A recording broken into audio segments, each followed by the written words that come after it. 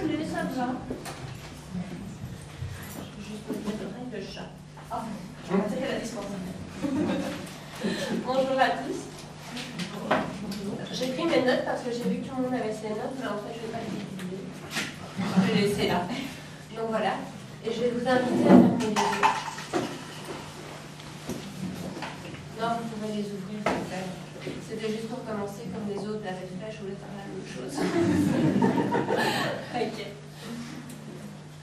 Alors, je suis vraiment heureuse d'être ici parmi vous. Parce que on était plusieurs conférenciers à s'être investis dans cette journée, à avoir vraiment mis tout notre cœur. Donc, c'était super important pour nous d'être là aujourd'hui. Et vous regardez là maintenant, je me rends compte que le fait de modifier son point de vue, ça change beaucoup de choses. En fait, ça change tout. Parce que j'étais déjà hyper stressée avant de venir, ça j'avoue. Et là, maintenant que je suis ici toute seule devant vous, je suis encore plus stressée. Alors, jusque tout à l'heure, je me demandais comment j'allais jouer mon rôle. Est-ce que j'allais la faire cool, plus sérieuse et là, en fait, je crois que je vais la faire stresser. Je suis bien ancrée dans mon rôle, là, je suis bien. C'est nickel. Donc, très bien. C'est parfait. Donc, voilà. On va pouvoir commencer comme ça. La première question que je me suis posée quand on m'a demandé de participer à cette conférence, c'est une question super existentielle en fait. C'est comment j'allais m'habiller. Bah ouais. Écoute, voilà. Non mais je vous demande quand même un petit effort d'imagination. Je ne vais pas vous demander de fermer les yeux, mais quand même, imaginez que vous arrivez sur une scène. Oh mon Dieu. Ouais, voilà, c'est tout à fait ça. vous arrivez sur une scène et là, c'est rempli. Donc il faut faire un effort d'imagination parce qu'on n'est pas à Forêt Nationale. Ok. Et là, vous avez vraiment la belle robe de princesse digne des awards. Ouais. Alors ça peut être la belle robe de princesse, ça peut être le pantalon. Vous pouvez même vous imaginer tout nu. Moi, ça ne me dérange pas du moment que vous ne m'imaginez pas tout nu. Je vais pas faire directement les gens, d'accord? Ok. Et vous, messieurs, puisqu'il y a des messieurs dans le public, vous pouvez même vous imaginer en robe. Premièrement, j'ai l'esprit super ouvert, et deuxièmement, j'ai pas envie que... oui, j'ai l'esprit ouvert, faut pas croire. Et j'ai pas envie qu'une fois de plus, on m'accuse de faire des stéréotypes de genre. Donc voilà. Et donc là, vous rentrez sur scène et silence, ébahissement général. Waouh, ça le fait quand même. Hein. Ouais. En fait, c'est juste renvoyer à l'autre une image qui vous convient, qui vous rassure. Après, quand même, heureusement, je me suis dit, la robe c'est bien, mais merde. Parce que je suis un peu vulgaire, j'aime bien les gros mots, je trouve que ça souligne l'énonciation. Donc je me suis dit, merde, c'est bien, mais après, qu'est-ce que je vais pouvoir raconter? Parce que je plaisante, mais on est quand même là pour parler de développement personnel, de bonheur, de solutions, de plein de trucs comme ça. Et moi, je me suis vraiment demandé, à mon petit niveau, qu'est-ce que j'allais bien pouvoir raconter. Je vois que quelqu'un est arrivé, je pense. Et j'avais envie aujourd'hui de vous parler, j'ai envie de vous parler de bienveillance. J'ai envie de le faire avec authenticité, avec naturel, avec un brin d'humour. Donc si vous pouvez continuer à faire semblant de rire à mes petites blagues de temps en temps pour ma valorisation personnelle, c'est parfait. Donc voilà. Et donc, là je me suis dit que j'étais peut-être à côté de la plaque. Il y avait peut-être un petit décalage, parce que d'un côté j'avais envie d'être déguisée en pas moi, et de l'autre, j'avais envie d'être moi. Alors, quand je dis déguisé en par moi, évidemment, c'est toujours une version de moi, mais une version de moi idéalisée. Une version, comme je vous l'ai dit, qui me sécurise et qui me rassure. Mais alors, ça donne déjà une image de moi et ça donne déjà un message, et ce n'était pas le message que j'avais envie de vous faire passer aujourd'hui. J'avais envie de vous faire passer un message du moi, mais du moi au quotidien. Du coup, je me retrouve habillée décontracte, comme tous les jours. Les oreilles de chat, quand même en plus. En général, je ne mets pas. Je vous rassure. Quoique ça se pourrait. Donc voilà. Parce que, il faut être clair. On est là tous pour faire passer un message. Chaque conférencier est ici pour vous faire passer un message de la meilleure manière qui soit, selon lui, pour vous. Alors après, voilà, chacun sa manière de le faire passer. Mais ce n'est qu'un message et vous devez prendre ce qui est bon pour vous et laisser le reste. Et donc, par rapport à ce message, ben, il y a des choses à prendre, il y a des choses à laisser, c'est bien entendu, c'est clair. Mais l'important, c'est de vous écouter. Alors ensuite, arriver à ce niveau de réflexion, parce que c'est vrai que finalement j'ai beaucoup parlé de mon vestimentaire et de cette question existentielle, mais il y a autre chose derrière, enfin je crois, j'espère. Je me suis quand même posé d'autres questions. Je me suis dit, ben, c'est super impressionnant d'être conférencier ici. En tout cas, moi, à votre place, je suis super impressionnée. Quand je vois les conférenciers qui viennent de passer, qui vont passer, ils sont super à leur aise, ils ont confiance, ils sont tranquilles. Et bon, moi je suis là et je suis super flippée. Je me dis, ça me renvoie à mon sentiment d'incompétence et à ce que j'ai encore à apprendre. C'est comme quand on voit les capsules vidéo, les directs sur les réseaux sociaux, ils sont là super bien, super classe, on dirait qu'ils ont fait ça toute leur vie. Et moi, ça me fait vraiment vachement flipper. J'avoue qu'à chaque fois, je suis... Parce que ce soit les coachs, les thérapeutes, les coachs de vie, les spécialistes en développement personnel, les facilitateurs de vie, enfin, tous les noms pullulent, moi je n'en sors pas, je sais plus quoi, mais bon voilà. Les psys c'est les pires, méfiez-vous des psys parce que eux, ils en tiennent une couche. Mais tout cela, finalement... non, oui, voilà, c'est ça.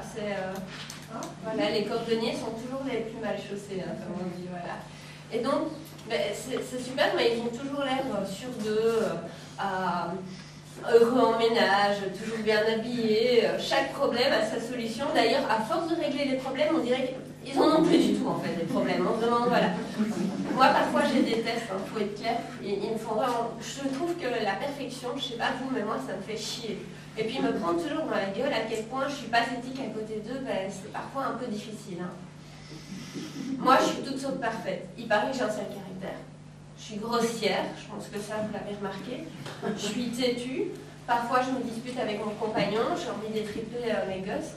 D'ailleurs, mon compagnon et mon fils est dans le public. J'ai promis à mon fils de surtout pas lui remettre de lui dire que je l'aime et lui faire un gros bisou. Donc, le message n'est absolument pas passé. Non, mais je suis tout sauf parfaite.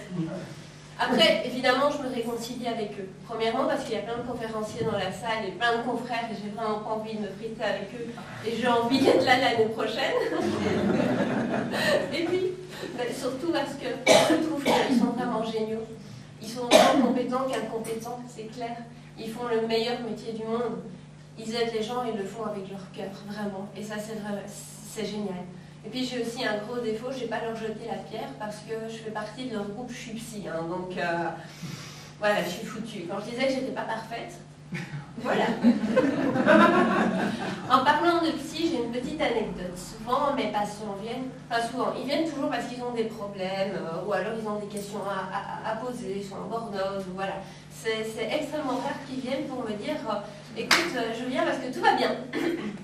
Donc l'appel est lancé, hein, s'il y a des patients qui vont revoir cette vidéo, qui sont là dans la salle, si vous pouvez de temps en temps venir juste payer la séance pour dire tout va bien, je vais bien. Moi je suis d'accord. Okay. Mais souvent, ils m'expliquent qu'ils ont difficile à gérer. Ils ont difficile à gérer dans leur vie, avec leurs gosses, avec leurs compagnons. Et donc très vite, il y a une question qui vient, souvent c'est la question, suis-je normale ? Alors, on ne va pas rentrer dans un débat sur la normalité, parce que là, je vais prendre toute l'après-midi et finalement, la salle va se vider et mes confrères ne vont pas être super contents. Mais généralement, en fait, toujours, je réponds non. Non, et finalement, tant mieux. Parce que finalement, on se cache la raison, on se tapit la folie. L'une est volage, l'autre endormie, à peine libérée, la raison s'envole et la folie, elle a déserté son lit. Donc, question sans réponse. Mais ce que je leur dis aussi, c'est que moi aussi, je me prends la tête avec mon compagnon. Moi aussi, parfois, j'ai vraiment des envies de mort par rapport à mes enfants. Je suis désolée. Mais voilà, on n'est pas parfait. Et puis, c'est normal.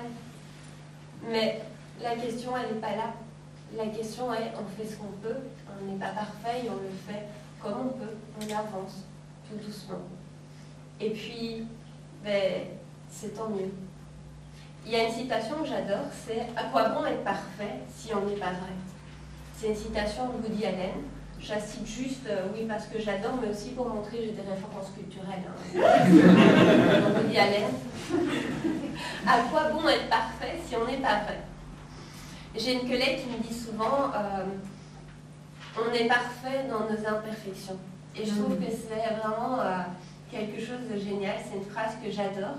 Et moi, je rajouterais que ça donne un côté mystérieux. Après, c'est vrai que j'aimerais bien avoir l'air parfois un peu moins mystérieuse, surtout au niveau des poches sous les yeux. Mais voilà, comme je dis que je ne suis pas parfaite, voilà. Et puis, on dit toujours qu'il faut être gentil. C'est vrai, hein, on essaye de transmettre cette valeur-là à nos gosses. Sois gentil. Tu sais, ton camarade, il est un petit peu chiant, c'est vrai qu'il est un peu différent, mais il faut être gentil avec. Il faut être gentil. Oui, c'est très bien. Et finalement, est-ce qu'on est gentil avec soi? C'est vrai, regardez-vous. Tournez un peu la tête et regardez la personne autour de vous, juste à côté. Et les gens qui ne le font pas, il ne faut pas dire qu'ils ont le torticolis. Hein. C'est pas vrai, je ne crois pas. Moi, j'ai la crèche, je suis là, donc regardez. Vous regardez la personne à côté de vous et maintenant, imaginez lui dire, tu sais, t'es pas super bien habillé, t'as un trou cul.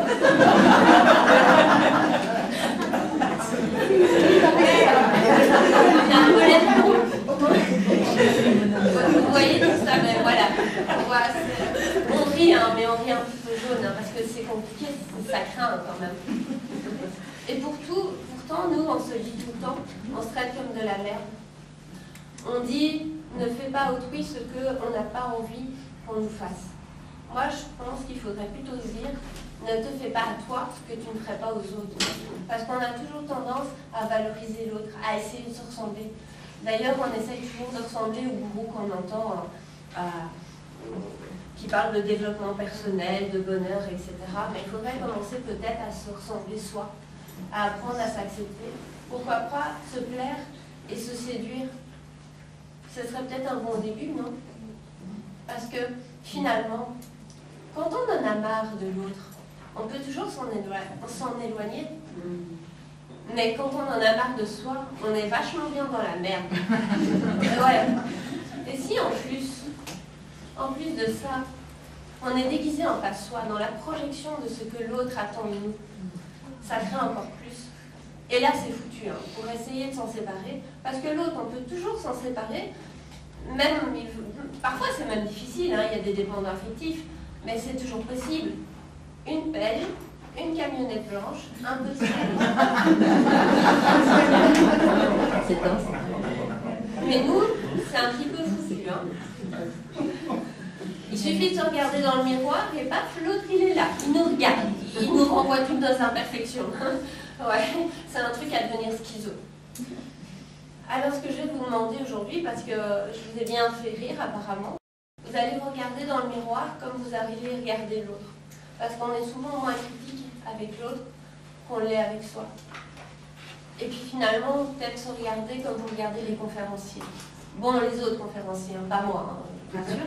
Mais, et là, regardez-vous, et là, c'est peut-être le moment de vous dire la chose la plus importante à vous dire. Déjà, de vous faire un compliment, je vous assure, ça vaut la peine. Et puis en plus, à un moment donné, vous regardez dans les yeux et vous dire « je t'aime ». Voilà. Alors, je pense qu'il me reste quelques minutes. Et comme j'ai envie de me faire plaisir, et tant que j'y suis, voilà. Déjà, je retire mes oreilles parce que je me rends compte que c'est toujours un petit peu difficile. On se maltraite. On se maltraite tout le temps. On essaye de ressembler aux autres.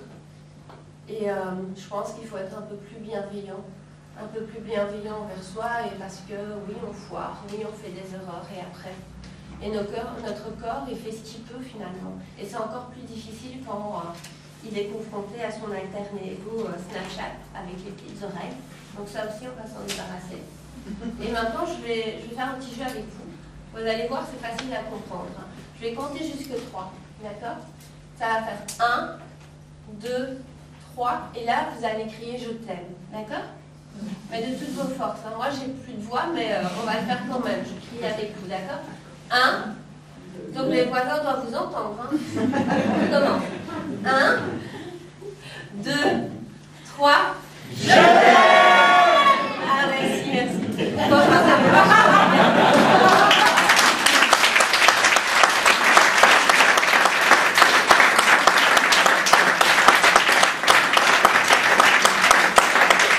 Je t'aime aussi. Hein. Mais ça n'est pas assez fort, je crois que les voisins, ils n'ont pas entendu. Donc on va recommencer. D'accord? 1, 2. Mais non, attendez. On va bien faire ça. Donc je vais compter jusqu'à 3. Je vous réexplique hein, pour que vous compreniez bien. Je crie plus fort. Donc je vais faire 1, 2, 3. Et là, vous allez crier « je m'aime ». D'accord? Ok? Donc, compris? 1, 2, 3. Je m'aime! Allez, une dernière fois. 1,